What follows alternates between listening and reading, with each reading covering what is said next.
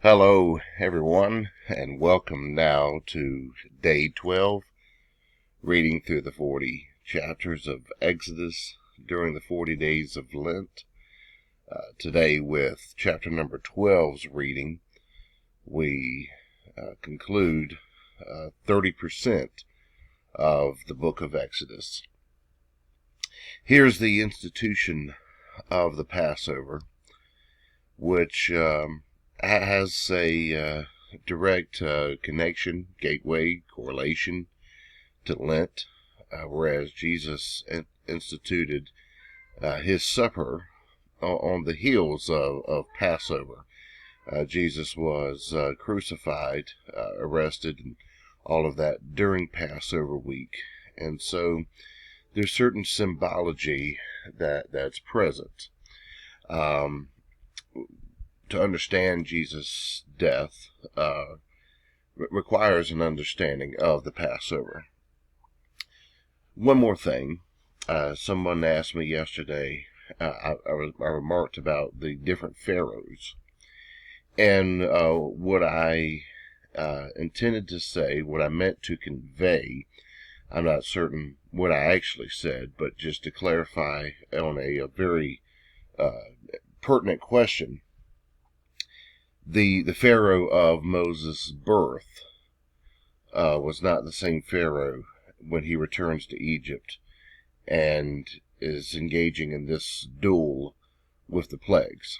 So there's been another Pharaoh during that time, and so that's what I intended to convey. Throughout his return to Egypt, this is the same Pharaoh that's consistently enduring the plagues. No doubt about that. So in chapter number 12, God says to Moses and Aaron, this month is going to be the beginning of months. It's going to be your first month of the year. Basically, Jewish history and tradition was going to be written. The clock was going to start with this moment. Tell the community they must take a lamb for their household, and a perfect lamb, a male lamb, 1 year old,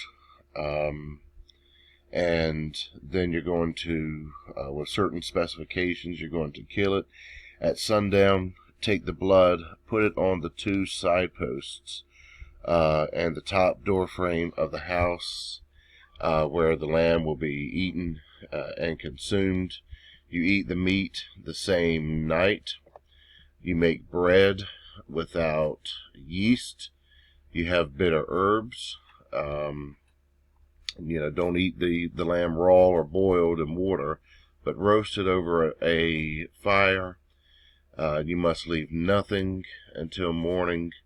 Burn what remains, what you don't eat. Get your sandals on your feet, your staff. You're to eat it quickly. It is the Lord's Passover. The same night, they're passing through the land of Egypt, is going to come the hand of God, executing judgment across the firstborn, except those with the sign of the blood there at their house are the ones who will be omitted from this this firstborn death. And then in verse 14, it's commanded that this will be memorial. So what's occurring in Egypt? The Hebrews are a minority subculture of the dominant culture of Egypt. Yet they have their own culture, but yet their practices and their autonomy as a people are still formidable. It's still under formation. And so this Passover becomes their principal initiative sign as a collective of people. I'll come back to this and discuss it within our Christian paradigm. And so it in verse 16, further provisions are given about keeping this feast, also called of unleavened bread, perpetually, and certain events that take place in the week for 7 days. It says, verse 19, yeast must not be found in your house. You've got to get yeast out of the house completely. Anybody who eats if yeast or has it in their home is going to be cut off from the community, whether it's a resident foreigner, an alien, or somebody born in the land. They've got to get the yeast out. So then Moses collects the elders of Israel. He tells them all the things that God told him, the importance of it all, and how it must be kept perpetually. At midnight, there the firstborn of the land of Egypt, from the least to the greatest, both humans and beasts, then suffered the affliction. So in verse number 30, there was a great cry in Egypt. Again, this is a contrasting parallel to what we found in the first couple of chapters of this same book. There, Pharaoh had commanded that the male Hebrew children were to be put to death. God was tremendously patient with Pharaoh, giving him every opportunity to acquiesce and let the people go temporarily for just a 3-day vacation, but Pharaoh's greed would not permit that. And so now the people are going to go entirely free. And so Pharaoh says, take your flocks, your herds, get out of here. The Egyptians, it says, were urging the people on to get out of there quickly, that they are, that they're pushing them out, and they're going to be taking silver and gold and clothes from the Egyptians as well. They're taking loot, as it were. They are taking spoil. And so, down in verse number 43, some of the final provisions are given. This was a Hebrew meal. A foreigner could not eat it. But if it was somebody's servant who was a foreigner, who was purchased and circumcised, they may eat it. But if they were just a resident alien or a hired worker, that they could not eat this meal. If a foreigner, verse 48, wanted to participate in it, they had to be circumcised. And so, all right. So in the remaining portion of this, three things that I want to point out. The first is the yeast. Here there's a big deal about this yeast. No yeast in the home. No yeast consumed. If you violate this, then you're put out of community. This is a big deal. The importance of it at this point is this is about community, corporate identity, community formation with Israel, as they will be going from slaves to becoming an autonomous group.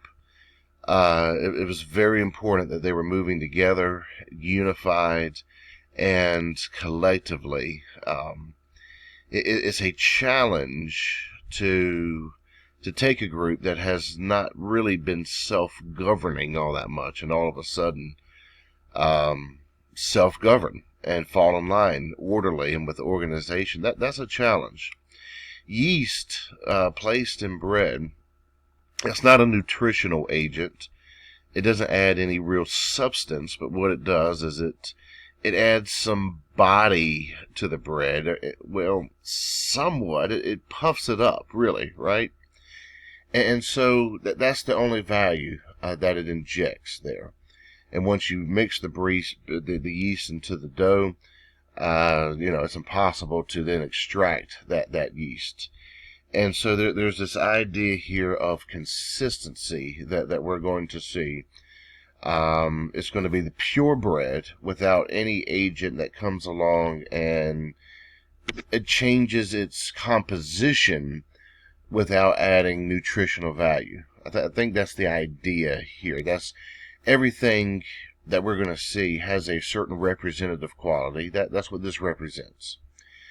And so if you want consistency, a true composition of the bread without the distracting qualities of puffing it up but adding no value. Here, you've got to make sure all of your people are identified in the same way, that they're all going to be circumcised here.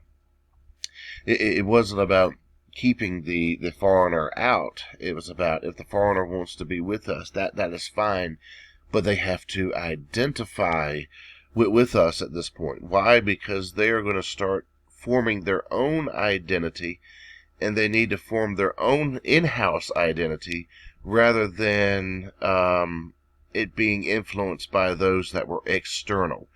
Egypt was an external identity that had imposed itself upon the Hebrews for 430 years. Now they needed to form it in-house. And the foreigner could be part of it, but yet, if you're going to be part of it, you need to become in-house, as it were, and become circumcised. That was the sign of the covenant. And so, I mean, clearly it was much more interested in males than it was in the females. Let's see, thirdly and lastly. So, of all the times when Jesus could be crucified, we often associate his death with sin, but it did not occur on what would be the Day of Atonement. It occurred at Passover, and Passover really here has little to nothing to do with sin. It's about the liberation of a people from a occupying power and beginning a new group identity and formation. And so when Jesus is illustrating the reasons and purpose, goals, and objectives behind his death, he doesn't give them a lecture or a theory. He gives them a meal as a sign. What was happening with his meal was embedded in the past. Here, with what Christ was doing, was a new Passover. It represented a new form of liberation, a new form of freedom, and also a renewal of group identity. There's so many things that could come from that. Now, I'm 30% over my intended time frame for this video as we've crossed 13 minutes. I'll leave it there. Perhaps and likely I'll have more opportunities as we continue this book to elaborate on some of the things that I just said. If you have any questions or comments, please let me know. Thank you for joining with me. And until tomorrow, take care.